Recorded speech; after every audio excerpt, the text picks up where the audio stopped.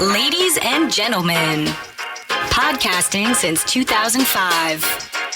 You're listening to Gamertag Radio with your host, podcaster Hall of Famer Danny Pena, the always opinionated Paris Lilly, and from outside of the norm, Peter Toledo. This is Gamertag Radio. All right, listening to a brand new episode of Gamertag Radio. This is your host, Danny, and also joining me this week, we have Pete. What's going on, Pete? Yo, what's up, dude? And also Paris. Hey, good morning. How you doing?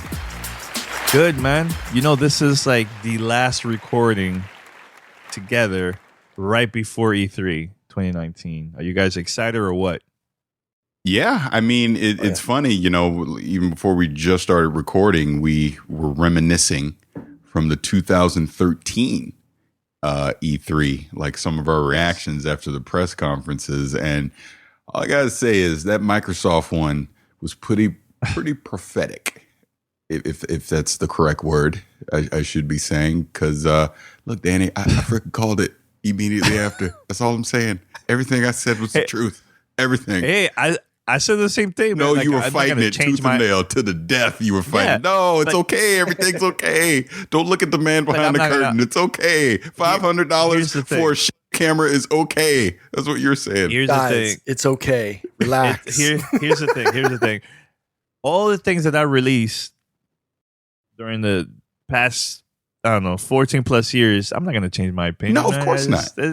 I said it. I was hype about Sunset Overdrive, and I love that game so much, you know, so I'm not going to change my opinion just because, Paris was right. Or, you know, remember too, man, like at the moment, there's probably things that you were saying back then that you were like totally wrong, probably too, man. It's like, you know, not in that recording. But I'm talking about just a lot of other things that you were like, well, you know what? No, why are you deflecting from the topic? Now he's taking it into something we're not even talking about. Well, I'm sure in the 8 years that we've been doing this, you said something that was wrong. Of course I have. We all do. Hey, yeah. So that's it. All I'm saying is about Xbox One, I was right because I came out of that press conference saying $500 is too much. Where are the games? Yeah. And that's going to be the death of the system. And I was right. That's all. And you don't mention the letter I wrote right after that, right after E3. Again, deflecting. Why are you deflecting? I'm not deflecting. This? But remember, I wrote a letter to Don Matrick, and like a week later he bounced. So I'm like, okay, that letter didn't. But why did you write it though? Why did you write it? Because honestly, I think at that time I remember that we were not only us, but like nobody in the community was getting access to Xbox. It was all mainstream media. No, that was not the reason you wrote that letter. No, but I'm just saying I wrote that letter for him to go to a community website for an interview. I'm serious because we were all pissed with the way how the messaging was so confusing at that time. So we're like, if you really wanted to send that message to the consumers, go to somebody's website or YouTube. Like, I feel like they were just concentrating so much on just the mainstream, and they lost that communication with the community, man, back then, man. You know, so your letter was well-meaning, but did you really think that Don Matrick was going to go to YouTube or go to gamertagradio.com and look and try to get a look and feel for what the community was trying to do at that time? Well, I tell you this. Why are we talking about this letter? That's what I want to know, because that's not what this is about. This is about E3. This isn't post E3. It's about in the moment at E3, and you're taking it after E3. Yeah. All I'm saying is everything that came out of that press. Again, the whole point that we're trying to bring up is this. If you go back, we have reactions right after the Xbox press conference and reactions right after the PlayStation press conference, which was in like a 3 to 4 hour time frame, right? And it's amazing to hear. We walk out of the Xbox one, it was almost like a depression, except for you because you were in full defense mode. And I was depressed after PlayStation. PlayStation, we were because we assumed. The fact that Xbox One was $500, we're like, all right, well, the whole DRM thing, well, PlayStation must be doing it too. And then what did we find out like 4 hours later? Actually, PlayStation is not doing that at all. It's $100 cheaper. There's no used game DRM thing. And I said it then, and I still say it now. That's what won them that generation. I literally said it right after we walked out of PlayStation. I go, it's over. It's already over right now because it's $100 cheaper. And you argued that forever. I told you that camera was going to be the death of the Xbox One. And look, the whole point of me saying this is look where we are now, 2019. Xbox has obviously rehabilitated themselves to the point that we're walking into this 2019 Xbox media briefing with a lot of hope and excitement because we can see the future and the potential of what they're going to do. But it has literally taken them the entire generation to get to this point.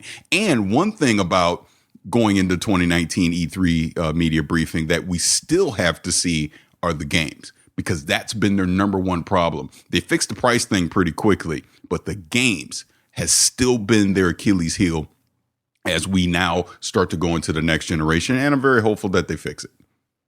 And we're going to be talking about that later on. Yeah. So, all right. So head over to gamertagradio.com. Post your comments and feedback. If you still want to hit me up about my comments from 2013, go over there and let let us know. Also, hit me up or hit us up on Twitter, Facebook. Just look for Gamertag Radio, and you can find us on any podcast app. Just search for Gamertag Radio. Send us your feedback or questions. Give us a call at 786-273-7GTR. Email us at fanmail@gamertagradio.com or leave a message on speakpipe.com/gamertagradio. All right, so we're heading out to E3. This Saturday, we're going to LA. And our content is going to start, I believe, that Sunday. There's going to be a couple things happening, like pre-E3 stuff. And we're going to be posting content. And then Tuesday, well, actually, Monday is going to be a crazy day for us because that's like an all-day thing for us. Pete, right? Monday is going to be very, very packed, like with our schedule for that day. Right? Actually, if I'm not mistaken, I'm trying to remember. There's for Monday, right? We're talking PC Gaming Show, Ubisoft, Square Enix, Devolver Microsoft Showcase in the morning too. Yeah, and then I think Devolver Digital in the afternoon. So there's five or six press conferences before everything else, and then obviously rolling into Tuesday morning, first thing, Nintendo Direct. See what they have.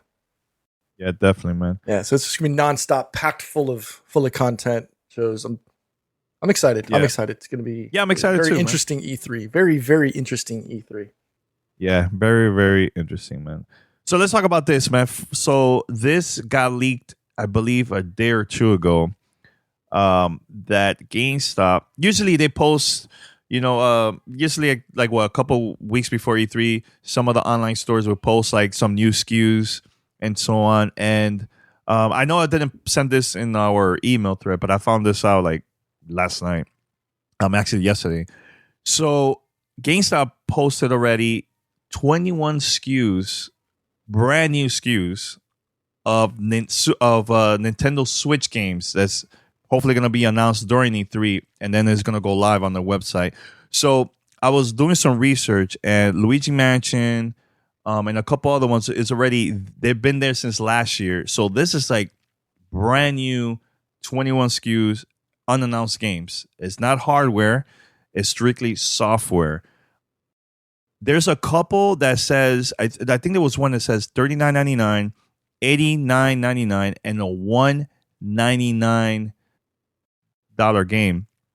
Most likely it will be like a special edition or something like that. Now, I'm wondering from you guys, do you think it's going to be more from the first party or third party announcements? I'm thinking 60-40 split. And there's going to be a combination of both. I think the $200 one thing is probably going to be something along the lines of maybe like a Zelda Collector's Edition bundle. I don't know. There's so many things that it could be that we don't know. I mean, you see all those numbers. We're thinking, it could be a game, maybe two games and a controller as a bundle. Like maybe the Pokemon games. It could be it could be a bunch of things. Who knows, right? Maybe Persona 5 could be coming to the Switch. Who knows? And that could be one of those things. But I'm just curious to see what they're going to do from hardware. Is that $200 one? Is that going to be a smaller Nintendo Switch? No, it's all. I just said this, P, a few minutes ago, that this is strictly software. It's software. It's not hardware, because they did some research and it's all software. Now the thing is, usually Nintendo they don't do the collector's edition. It's like rarely you will see that. I know they did that with Smash and a couple of the games, but it's not that many. I think that a lot of those games, those SKUs, it's probably most likely going to be third party. Maybe some ports. Like I know you said Persona 5. I could see that. I could see a lot of games. You never know. Maybe 2K announced Borderlands. You never know. Like I definitely could see that. But we already know a lot of the first party games is coming out for 2019. Paris? I honestly don't know. I don't know. I mean, I can't tell you. I mean, it probably is a mix. I don't know.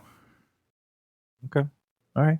Just want to start with that. But Paris, I know a few minutes ago we were talking about Xbox, right? 2013. Let's talk about Xbox 2019. So Phil posted a tweet saying that there were been the company been rehearsing for E3. Their press conference is happening on Sunday. So there's 14 first party games from their studios that's going to be announced at their press conference. This is going to be a 2-hour show. Your thoughts about this and what you think about that tweet, man, from Phil Spencer, man? I think it's absolutely what they need to do, because we know that PlayStation is not going to be at E3 this year, and this is really their moment to shine, to kind of just lay out the roadmap for the next generation of gaming. They get to be the ones that take the center stage on this at E3 and lay it all out. So, of course, they've acquired so many studios over the past few years. We'll probably get a few more announcements at this show as well. Not to mention, we're obviously going to see Game Pass be extended to the PC. We're going to see Project X Cloud. They got new hardware that's coming. We obviously know Gears 5, Halo. There's so many things that they need to talk about at this media briefing. So the fact that they're going to go to 2 hours is absolutely needed to truly get the messaging out clear and concise to the consumers, to let people know what they're going to do. So my guess is, they're going to talk about 14 different studios or developers is going to come out and talk about upcoming games. I would imagine that of those 14, probably a good 7 to 8 of them we can expect in the next 2 years to launch around the quote unquote launch window for the new hardware, fall 2020, a little bit before and after. And then we'll get a hint at some future things that are coming. I would not expect all 14 to be AAA games. I think we will see some smaller titles thrown in there as well, but they're going to lay out the future. Like, here are the different variety of games that you can expect coming from Xbox in the next couple years. You'll be able to play them on whatever freaking platform you want. That's going to be a big thing for them too. They're not going to force you to say, hey, you got to go buy whatever Scarlet's going to be to enjoy these things. Your current Xbox One will be able to play them. Your PC will be able to play them. You can stream them via the cloud on your iPhone, iPad, Switch, or whatever. That's going to be the message that they're going to present to us, that it's about games. It's not about hardware or purchasing a specific platform. It's about play it wherever the hell you want to play it. But when you do, give us $10 a month for Game Pass, please. That's it. That's what they're going to do. Okay. Now, I know you posted this. Actually, no. Did you talk about this during the stream last week? I posted as a podcast about that you don't need the next gen console in order for you to play the games. That's the rumors, that even with the Xbox One X, you could still play all these games. I think until like years later, then they're gonna start working on games that's only available for Scarlet, right?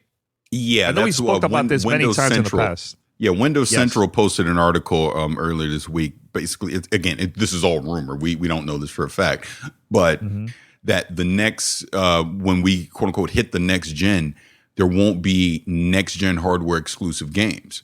That your Xbox One will still be able to play those games, and it makes a lot of sense because I've been saying for the past couple of years there is no way that Microsoft put so much R&D into creating this Xbox One X only to ditch it a few years later. This hardware is just way too powerful to not utilize it, and it's going to be a great marketing tool for them as well going into the next gen because they can easily say, hey, go play Halo Infinite on your Xbox One X, which, oh, by the way, is $250 now or $200 now, or that Xbox One S is under $200 now, it's $150, whatever. They're going to be able to say that we have the cheapest way for you to play the next generation games on our hardware via Xbox One. That's what they're going to say. But then they can also on the higher end say, but look at what Scarlett can do, and it's $500, right? So they're going to be able to capture the people that are willing to spend the money on the high end, and they're going to be able to get the cost conscious consumer as well, because they can say you already have the hardware to play the game. Go play it. It won't look as good as it does on Scarlett, but you can play it. And when you're ready to invest the money, now you can go buy Scarlett, play it there too. Or if you're a PC gamer, go play it on your PC. We don't care anymore. Just play our games. Subscribe to Game Pass, please. That's all they care. That's it. Mm-hmm. Pete, what you think, man? I'm probably going to be just in the same page as Paris. Honestly, it's a foregone conclusion in my personal opinion that's the route that they're going to go. And at the end of the day, think about it. It's the next evolution of how everything else is going to work out. So Don't be surprised if you see all of that. And also the way that they're talking Game Pass is coming to PC. Hey, everything you're gonna have on the Xbox, you're gonna have access to on your PC. Mm-hmm. Yeah. Paris, what was that what was that he posted? Was it UP or Paris posted a Xbox Pass Ultimate? I think it is. Yeah. Might have been Paris. I think it might have been Paris. Yeah, that was me. Because here's the one thing that we won't find out until E3. I guess we just go into the Game Pass discussion is yes. Like right now, I already have Game Pass on Xbox Game Pass until 2021, right? So with them now doing Game Pass for PC, is that still one subscription, or are they creating a PC specific? I can't even talk. Jesus Christ. Are they creating a Game Pass subscription specific? I cannot say specific for PC. And then there's one specific for Xbox for the console side. And at first I thought, no, there's no way they're going to do that. That doesn't make sense. Now I'm starting to think maybe they are, because the common denominator between the two is Xbox first party games will be playable across both. You can play it on the PC, you can play it on the console. They don't care. But I think it might be the third party agreements they have where they're splitting it up so that if I get the PC version of the Game Pass subscription, I can play all the third party PC games, no problem, but I won't be able to then hop on the Xbox and play the third party games on console and vice versa. So maybe there's a split there. I hope it isn't. I hope it's just one.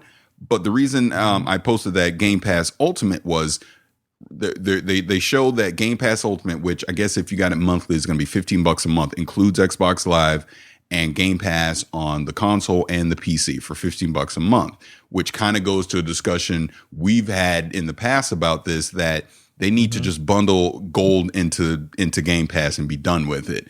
You know what I mean? So maybe that's the direction that they're going. I personally hope not. I personally hope you spend $10 a month where you subscribe to Game Pass on the PC or the Xbox. It works across both. That would be the hope, right? So it's still just $10 a month, and you're not creating two different subscription services. And now you really have a third one with Ultimate, and it starts to get a little confusing and you muddy the waters. I hope not. But now I'm worried that that's exactly what they're going to do. But like they said, we'll get more information on that at E3. And I'm worried about also the streaming service, xCloud. Is that also going to be a separate subscription? Yeah, that's one more bundle you got to worry about. It's one more subscription, and this is something that I had talked about when we first started talking about the whole Game Pass and bundling thing. When you start to have multiple subscriptions that all either coincide or end on separate dates. Now you've got 3 different things that you've got to you've got 3 or 4 different, subscriptions you need to manage, and you have access to one, but you don't have access to the other ones because you let them lapse or whatever. Like Paris said, I think it's high time that Microsoft says, just goes ahead and says, here's an all-in-one. Mm-hmm. You get xCloud, you get Xbox Game Pass, you get access to Xbox Live as a service, all in one inclusive price. Microsoft Ninja's getting me now. Will it be $15? Will it be worth the price of admission? I mean, obviously, as a consumer, you want it as low as possible so you can enjoy the offerings from the service. But is it worth its while for Microsoft to keep that price point at a cost palatable, obviously, to us as consumers, so that not only do you get as many people on the service, but you get that return on investment because of the good reviews that people are giving it because of the low cost, right? Yeah. Well, what do you think, Danny? Well, I think that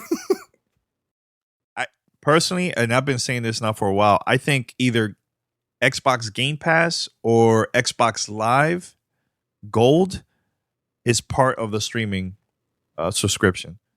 Instead of creating a new subscription, like you need to pay just for the xCloud. I just can't see that, because I think the conversation we're having about Stadia weeks ago, I think maybe like over a month ago, Paris, I think it was during a daily conversation, is you see that as a free thing now because of Google Stadia. And I'm still sticking with that. I think that it is possible that if you get Xbox Game Pass or Xbox Live Gold, you're already paying for that service. I think that's a smart move if they truly want, because again, they want billions of people playing their games, not just us hardcore people that run out every year and go buy the new hardware when it's available. They want billions of people to start playing gaming. If you charge them for a new technology that, look, let's be honest, isn't going to be 100% reliable. Maybe they get in the 90 percentile, but it'll never be 100% reliable, especially when it comes to being on your mobile devices and using cellular networks, things like that. If you charge me for it, I'm going to be hesitant to try it. But if it's free, I'll try it, and then maybe I get hooked on it, and then I invest and go from there. Going back on the Game Pass thing, just really quick, let's just pretend that, yeah, there are 2 separate subscription services for it. There's a PC one and there's an Xbox one. I'm personally going to want to invest in the PC one because one question that comes up for me a lot, and obviously this all goes way back to 2016 when they originally started doing this Xbox Play Anywhere. They've made it abundantly clear, like I've said, they don't care where you play their games. So for me, moving forward, I don't even necessarily know if I get Scarlet right away, unless I'm getting it for my kids, because I'm going to play all these games on the PC. I'm not going to play them on the console. So it'd be better for me to invest in the PC version of Game Pass, because I'm going to get all the Microsoft games, and there's going to be some third-party PC games that I'll be able to play as well. Not to mention that they're also bringing this to Steam, who I know they threw some slight shade at the Epic Store. Maybe it comes to the Epic Store, GOG, etc. Microsoft is getting into making this a true PC experience where we don't care what digital platform store you get it from. We don't care what platform you're using on. Just play the games. And that works better for me because, like I said, I wouldn't get the Xbox one because I don't necessarily see me playing that many third-party games on console anyways. I'm going to play them on the PC. So I might as well do Game Pass on the PC. That just seems to work out better for me. So if they do the 2 SKUs, I get it. I understand it because they're trying to attract the PC audience in to also play with the console audience. But I do hope it's just one price. I really hope it is. But if it isn't, I'll be a little disappointed, but I get it. Now, I know that there was a lot of gaming announcements the past few days now, right before E3, instead of doing it at the show. But I know there was a rumor that was posted by Jason Schreier, I think, on Kotaku, about the release date of Cyberpunk 2077. It's going to be spring of 2020, according to him. Not confirmed yet from CD Projekt Red. And it looks like more and more games is coming out around the same time, the spring 2020 time. And it's going to be a lot of good games though releasing around there, man, around that time. So do you think that's a smart move, man, releasing it early 2020 instead of during the holidays, or wait until the next gen console? Do you think that's I've been saying that since last year, since they announced it. Just makes sense. I think that's a smart window. Why not release it during the holidays? Because do we want to get into this conversation? Because you know what I told you earlier this week. Because you know what the GOAT's still going to be. The GOAT still lives. Call of Duty is going to be the highest selling game this year. Why compete with it? Just put it out in the spring. You've got a title that's been so highly anticipated, not just from the hardcore market, right? The folks like Paris and I, but the hype machine behind Cyberpunk 2077 is legitimate, right? There's people who don't have the regular access to gaming Twitter and don't normally know about Cyberpunk 2077. It's not a small niche thing. Knowing that it's coming from I'll go out and say it, a Mount Rushmore of gaming developer in CD Projekt Red. You saw what they were able to do with The Witcher 3, right? Mm-hmm. It's like Tom Brady. You could still put that out there on there, and it'll still compete against games right now as best of breed, right? Mm-hmm. There's so much anticipation out there.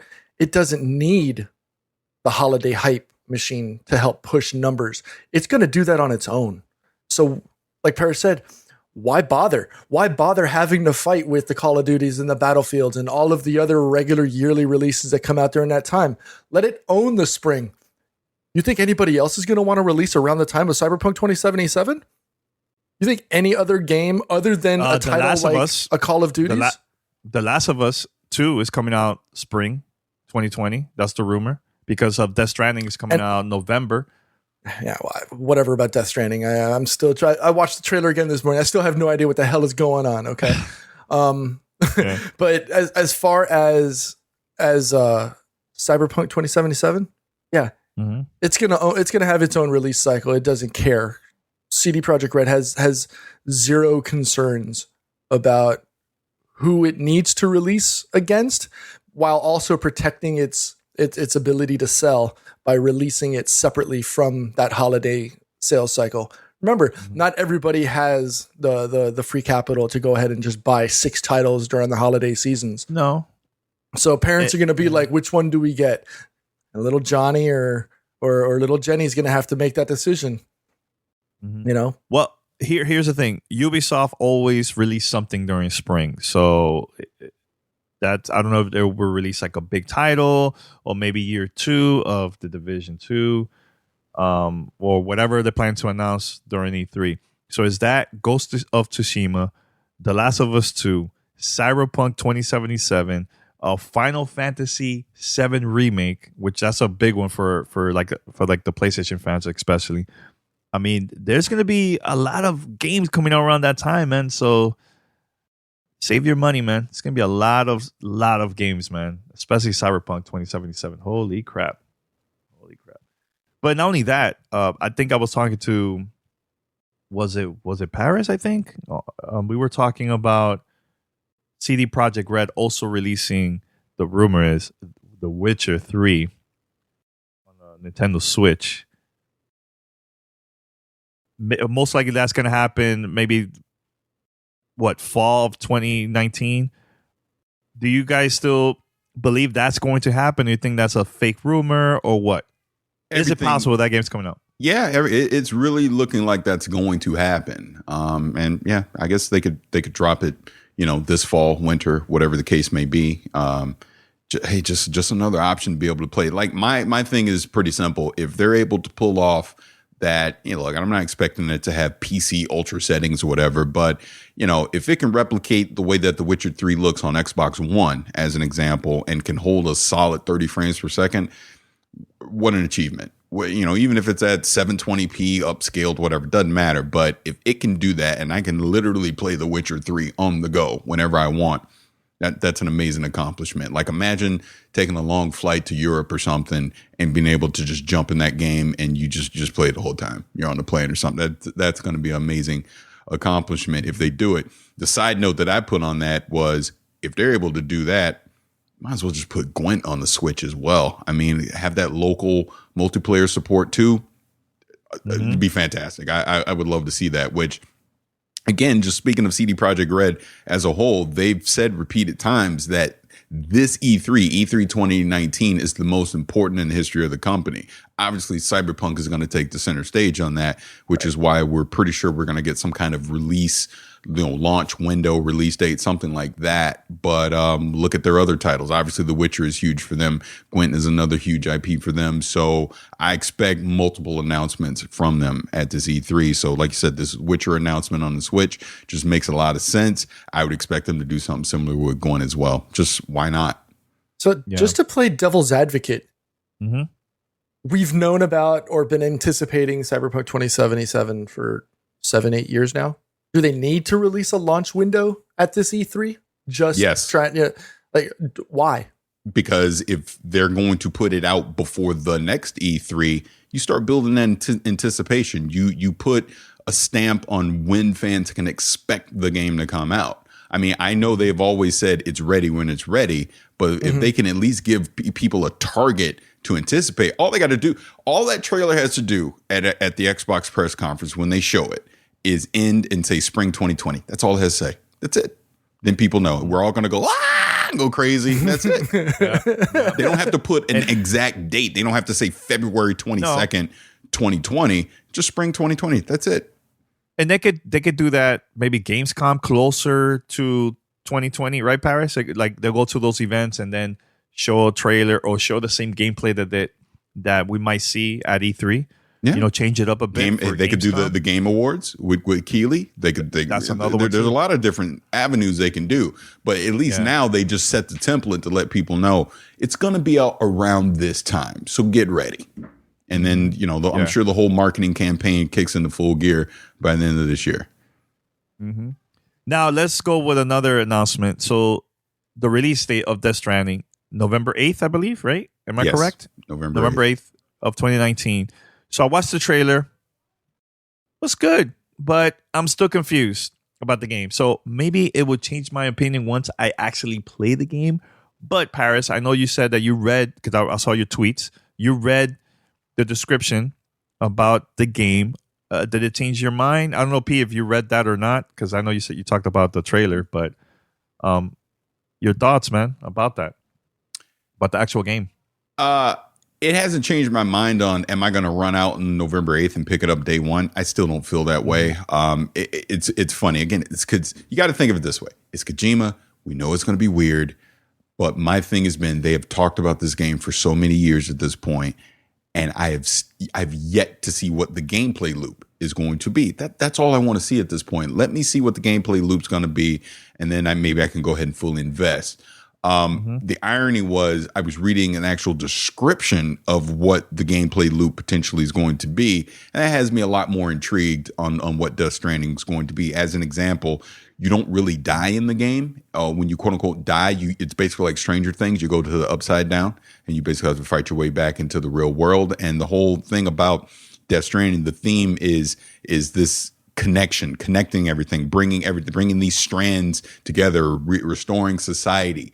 I like the direction that Kojima is going with that. I like that there's a passive online component to it as well, where, everyone's going to play like their main story campaign, but then there's going to be this online component where we basically can help other people in their game sessions as well by, adding in supplies and restocking things of that nature. You have to go read the description to get the exact quote on that. But that had me intrigued enough to say, maybe this could be some next gen type of thing, that gameplay loop that we've never truly experienced before. I truly hope that there's some puzzle solving elements to it, some complex mechanics, and not just smash the A button, shoot, and the thing dies. I hope there's some intriguing boss battles, things of that nature. And obviously, again, we know Kojima is going to have a complex and weird story, and you just see that through the trailer. So that I'm very fine with. But the one question, again, because I like to get people mad at me on Twitter.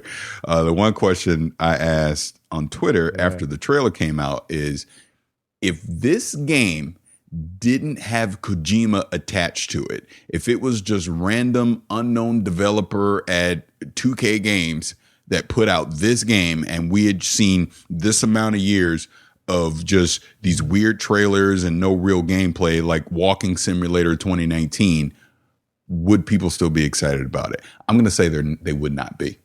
You can't tell me they would be. If we didn't know what this game was after this amount of years and it wasn't a big name behind it. Yep. 100%. We would be like, what is this? We don't know what this is. No one would be excited about it coming out on November 8th. But with all that said, it is Kojima. He does have the track record. So, of course, people are going to be excited about that. I will personally contend Kojima has not put out a compelling gameplay since Metal Gear Solid. The first one, 98. Wow, this is 1998. That's what I say. Because Metal Gear Solid 2 wasn't that great. When you really go back and think about it, I know people get mad when I say Metal Gear Solid 3 Snake Eater. I don't think it was that great. Name me the game. I'm just being blunt about it. Obviously, Kojima is this visionary and everyone, I get all that. When was the last, not weird story, you picking up the controller and you're actually playing the game. When was the last compelling gameplay loop from Kojima? I dare you to tell me. Yeah. Please remember, hit up Vicious696 on Twitter. Vicious696 on Twitter. Hey, look, Paris, I agree with you, man. I agree with a lot of things, man. So, Pete, your thoughts, man. You think, my question to you about that, Pete, is if this wasn't a PlayStation exclusive or it wasn't Kojima, you think people still going to be excited or not? Really? I agree with Paris in the way he said that. I mean, if it was Bubba's game development house, okay? Games. If this was Bubba Games, if this was just Bubba Games Shrimp. coming out of Topeka, Kansas, do you really think there would be any hyper excitement for this title? Yo. No, you got what looks like a baby coming out of booty. You have no idea what the hell. There's no way there's no way that if it doesn't have Kojima's name on here, that this doesn't have all this excitement and hype for it. There's no way. It's 100% for that. I can give you this comparison. The first time I saw BioShock, I had no idea who the hell Ken Levine was. I had no idea he had this history with System Shock and all that stuff, right? I just saw this world that he created and what it was going to be. Didn't matter who made it. I just knew I had to play that, right? I look at Death Stranding, and again, take Kojima out of it. What the hell am I looking at? What is this baby poking his head out and sucking his thumb and jumping back in? Why is this dude, The Walking Dead? Why is this dude walking everywhere? What is going on? That would be my questions that I would be saying. I don't know what this is. Sure, as a teaser, I get it. Dude, when did they first start talking about Death Stranding? I mean, I'm not even kidding. 3 years ago? 4 years ago? Was it 2016, 2015? It was that. I think. Yeah, it was 2013. No, I'm sorry, 2015. 2015. Yeah, 2015. 2015. So again, 4 years. Kojima's not attached to that. Take all the trailers you got, and here we get up to 2019, and they finally drop the release date. It's not Kojima. Are you excited about it? And that's a question that people have to ask individually. There's no right or wrong answer to this, right? Yeah. Personally, I'm like, I still don't know what the hell this is. That's what I would be saying. Why would I want to go pick that up on November 8th over Call of Duty Modern Warfare? That's the question I would be asking. Or Watch Dogs 3 or whatever the hell else is going to be out then. That's the question. In watching that trailer, and you asked about the gameplay loop, right? Or boss battles, and obviously those BTs or whatever those ghosts are, right? Those demon form wraith fighter peoples, whatever they are. They're only visible by the character Sam when he hooks into the baby, because the baby has that connection to the alternate universe dimension, whatever. So that is, I think, the boss level loop, right? Where you have to be connected in order to fight the boss, but you can't always be connected to the baby because it takes you between dimensions or whatever, right? Like being connected to it too long pulls you in, whereas that's why he's only connected to it for short periods of time, just to fight those bosses. That's the only thing that I could. Why? What happened? I just saw the fakest Twitter thing, and I'm sorry, Pete. Please continue. I'll say it. I'm sorry. What the hell just happened? What the hell just happened? So I think that's the only way that That's the only gameplay loop that I can discern out of watching the trailer. I'm probably 100% wrong. I have no idea what the hell is going on. Having tried watching this trailer several times, trying to follow, people, watching videos on YouTube of their reactions and what they think is going on, trying to deep dive into Reddit and nobody knows. Nobody has a clue. I'm still of the belief that Kojima's still, half-assing it and still trying to figure out what he wants to do at the end. So that by the time the game does launch at the end of this year, there's some kind of games as a service where he keeps feeding gameplay over time until he can figure out what it's going to be. I'm not saying this is the case with Death Stranding, but I just want to use this as an example for consumers to do not be fooled by what you see in trailers and all that until you actually see someone with a controller in their hands playing the game. Do not be fooled. And this goes for any game. Look at the lessons learned we got from Anthem. Period. The trailer they showed us at E3 was 100% fake. Even the BioWare developers was like, wait, that's what we're making? Crap. We got to get started. As a recent example of where they will tell us what we want to hear, but then when the actual game comes out, it's not the case. And I'm not saying this is what Kojima's doing. I'm saying Kojima, I'm sure he's making a masterpiece. We've heard enough hints from people that have seen what they're actually doing that seem to be blown away by it. But I will not be convinced personally to give them my $60 until I see someone holding a DualShock 4 in their hands and they're actually going through and playing the game. But that's just me. But that's how I feel about all games now. Even Cyberpunk. Look, I'll tell you this. For anyone that hasn't seen Cyberpunk 2077, that hasn't had a chance, obviously, to go behind closed doors thing, the only reason I am so excited about that game for that 48-minute demo that's online right now is because I saw a person holding a controller in their hands and playing that game. So I know it's real. And that's how look, 2019, 2020, that's how we got to look at this stuff now. All the sparkle and glitter they show you at these media briefings is, I hate to even use the term. It's all fake news. It ain't real until they're actually playing it. It's not. So that's the caution I give for any game that we see now. Hell, even remember the original Division, that was freaking fake. That wasn't even real. Was it Watch Dogs? Remember Watch Dogs? Watch Dogs. That wasn't real. There's so many examples of this where they show you one thing to get you excited, but then the actual game. Remember the mobile tablet people for the first Division, right? Being able to cross-platform that and have, look, I'm just going to come in on my little drone on my tablet and help out with, that. Yeah, and that never made it in. It would have been a cool feature, but it never made it in. Well, I have one, and were you at that E3, Paris, when they showed Halo 2 gameplay? Yes, I went through that demo like 4 times. Here's you were hyped for that, but it wasn't available in the game. So what is the difference between that demo, which never came out, the actual level and stuff in Halo 2? Why you were so hyped at that time, but you're still saying all these games that they've been showing at E3 is fake? Isn't that was fake too? Kind of, no. Wait, what are you saying? Halo 2, the gameplay. But that's another example of them putting out a fake game. That's my point. But you were hyped for that. You were super hyped. That was also 15 years ago, though, Danny.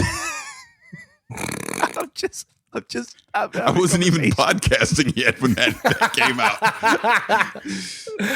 And again, I'm not trying to be a smart ass. I'm trying to understand your point, because that's exactly what I'm saying. Where you go to E3 and they show you these fake demos, but then when the actual game comes out, it's not real.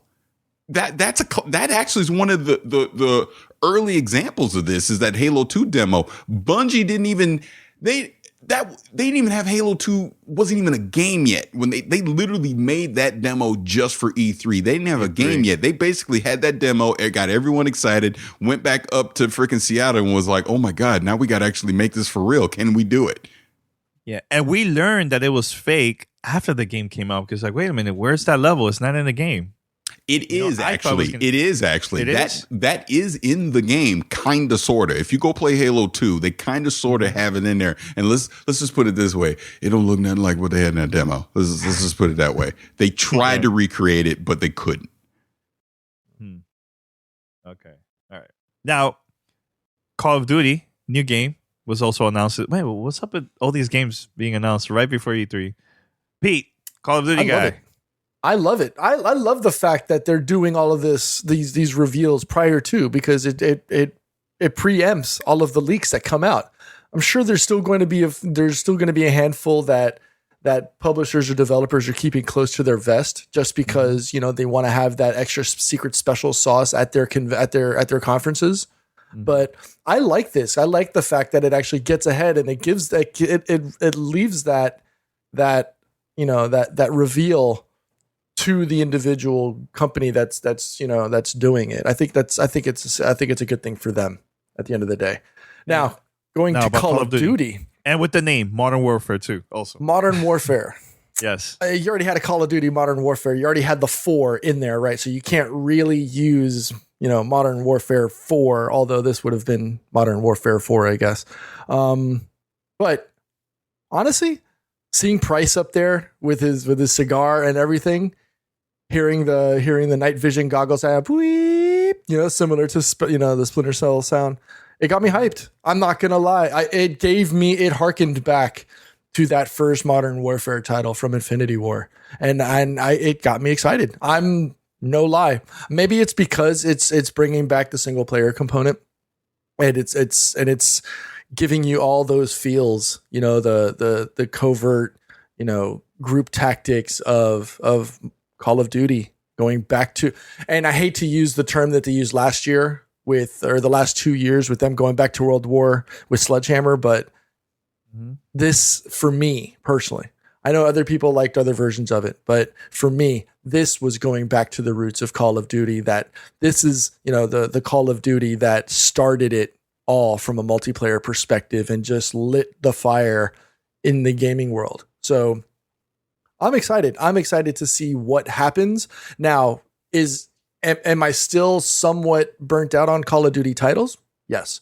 Am I hesitant to jump, feet first into another title that potentially I'll only play for the first 2 or 3 weeks and then abandon it because it really hasn't changed? Mm-hmm. Yeah, it's there, right? I'm tired of getting burnt by games, right? For under promising and under delivering, or over promising and under delivering.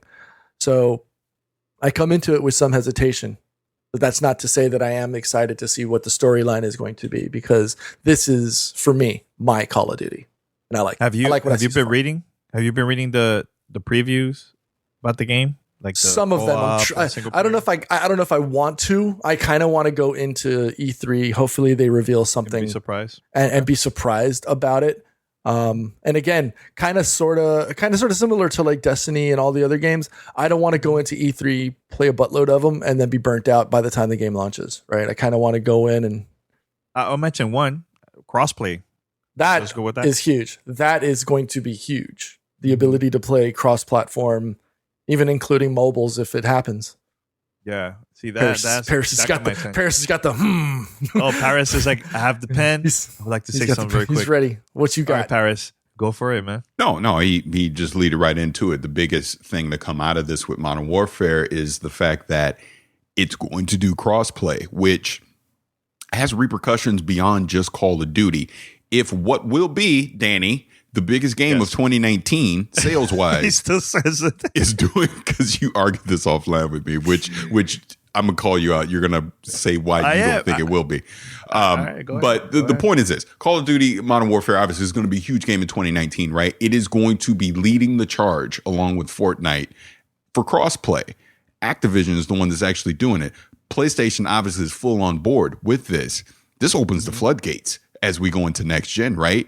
It is going to be the expectation now that your multiplayer games are doing some form of crossplay moving forward. We obviously know that Microsoft is a big component of this as well.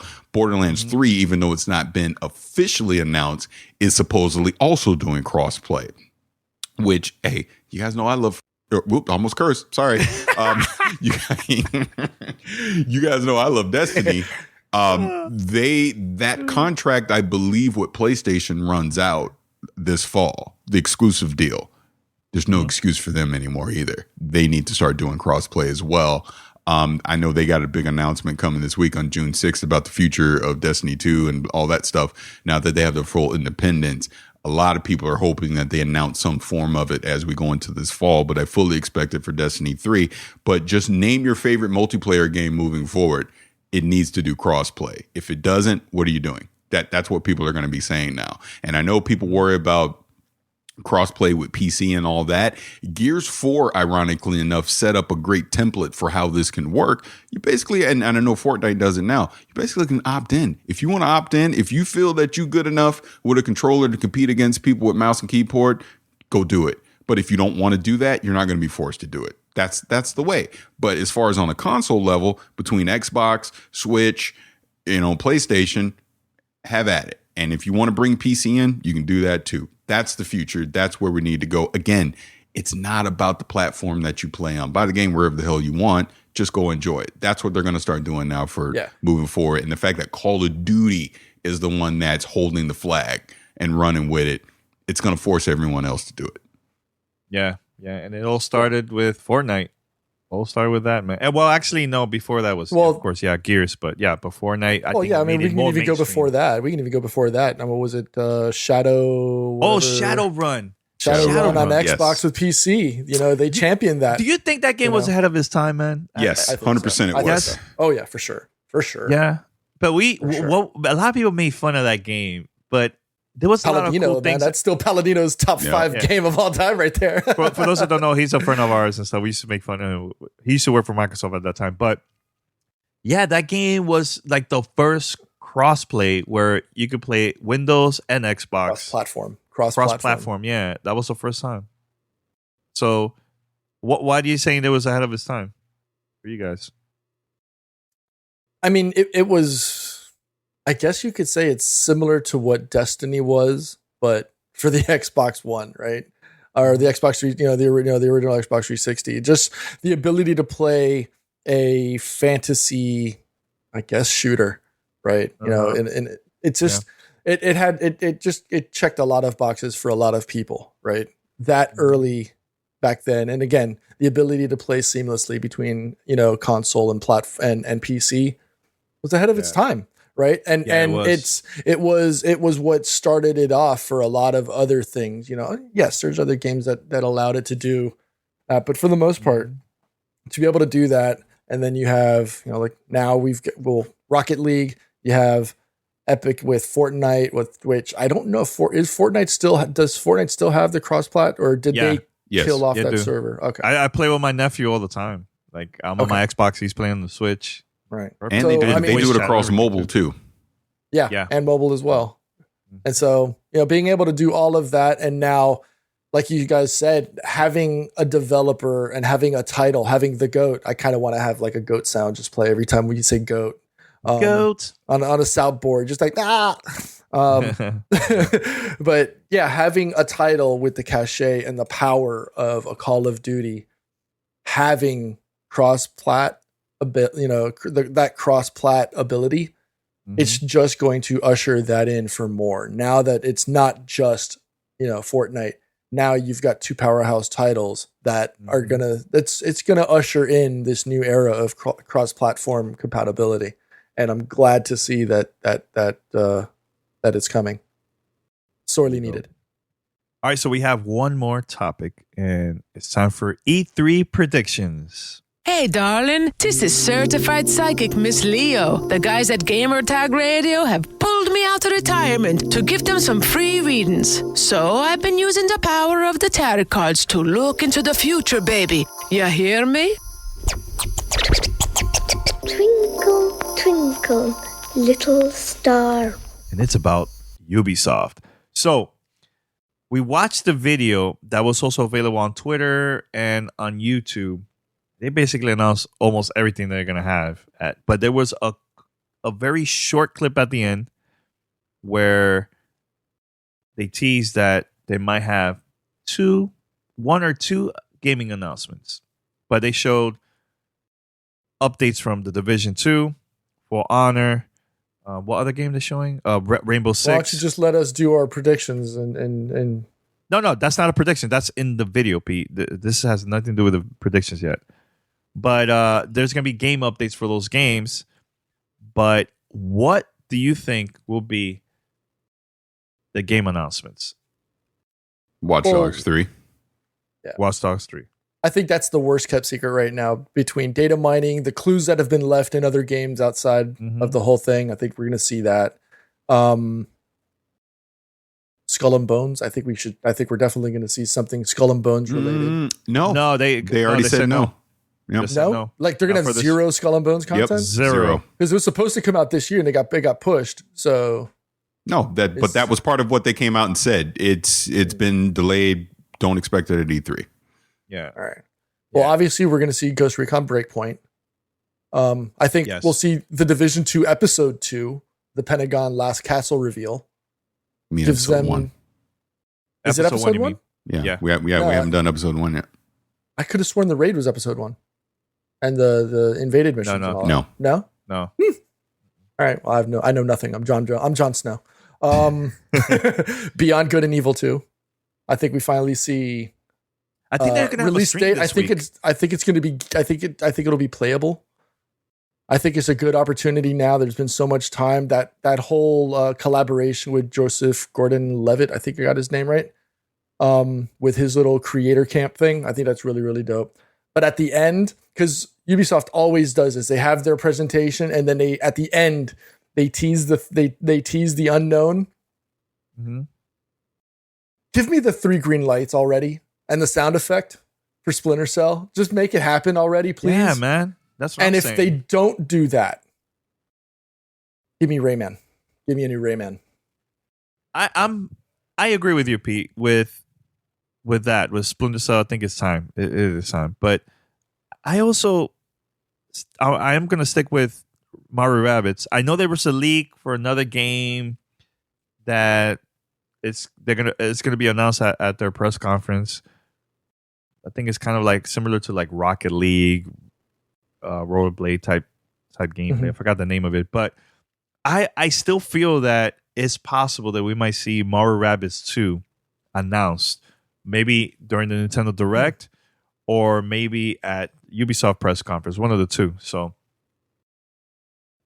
what about you, Paris? Because the thing is, they already announced a lot of things, so it's pretty hard to talk about E3 predictions once a lot of things have already been announced. And actually, before Paris jumps in, the one surprise that I saw in that video trailer, Steep. I saw a little snippet of a Steep piece, and I was like, really? Anyways, that's it. I just wanted to throw that out there. I doubt Steep was going to be on the top of Paris's prediction list, but let's go. Go ahead. It was. Go. It Steep. was? Steep? Okay. Steep 2. That's all he had. The frosting.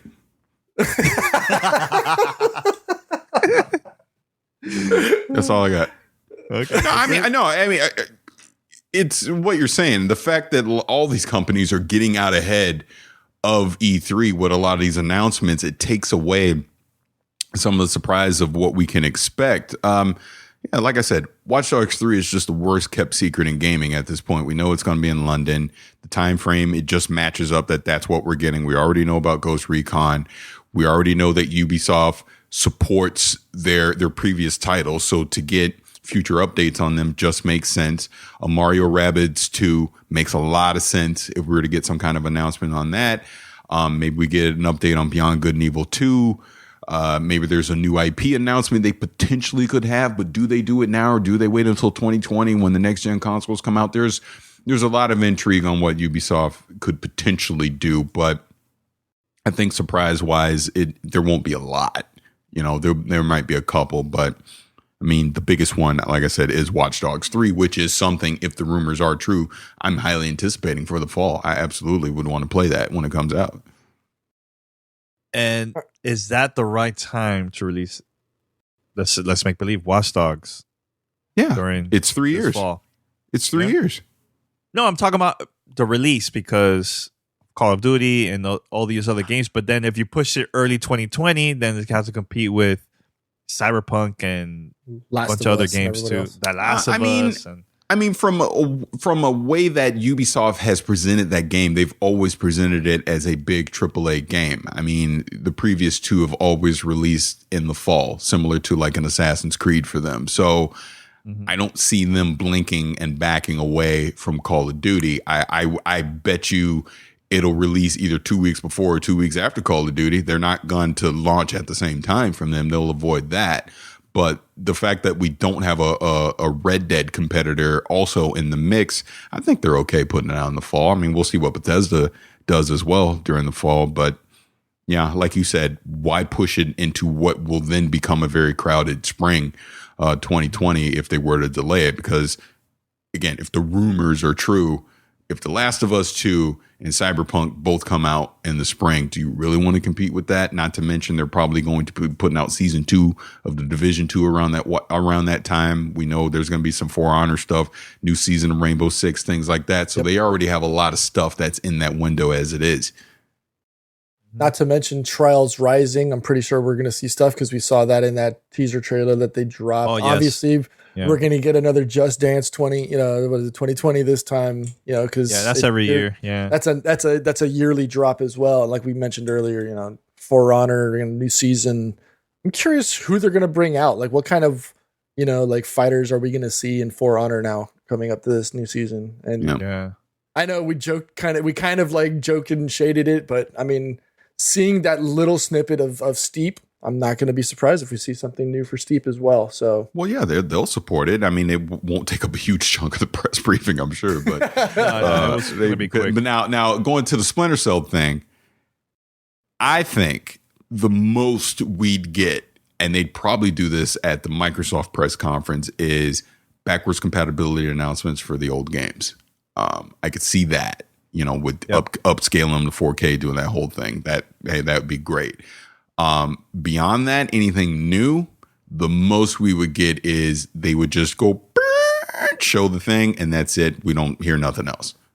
Because at the end of the press conference, just at the end, even if they do it, like and like I said, I would love to see a Rayman new title announcement, and then just end the conference with just the sound effect. You don't even have to show me the 3 lights.